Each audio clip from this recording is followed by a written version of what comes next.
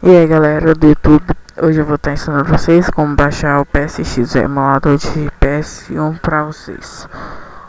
Primeiro vocês vão aqui nesse site que eu vou deixar no link da descrição, vem aqui em download.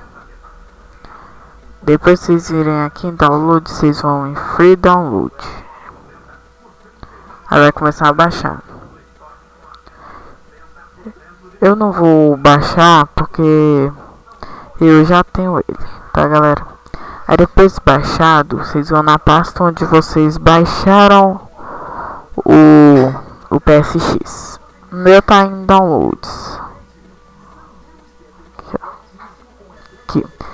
Vocês dão um duplo clique em cima.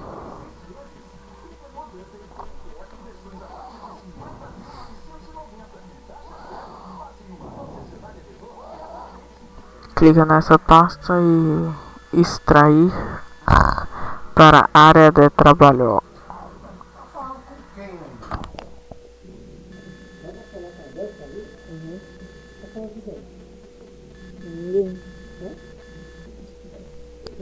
Com ninguém. Com ninguém.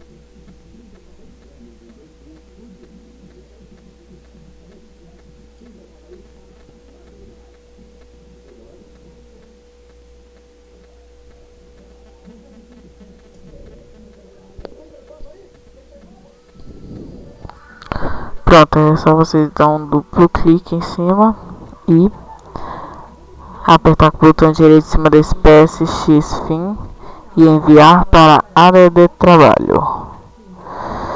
E pronto galera, o emulador já está aqui pronto para usar. Eu parei de falar um pouco porque meu pai estava falando comigo, mas tudo bem galera. Então é isso, falou, se inscreva no meu canal, se vocês gostaram do vídeo dê um like, até o próximo galera, falou, tchau tchau.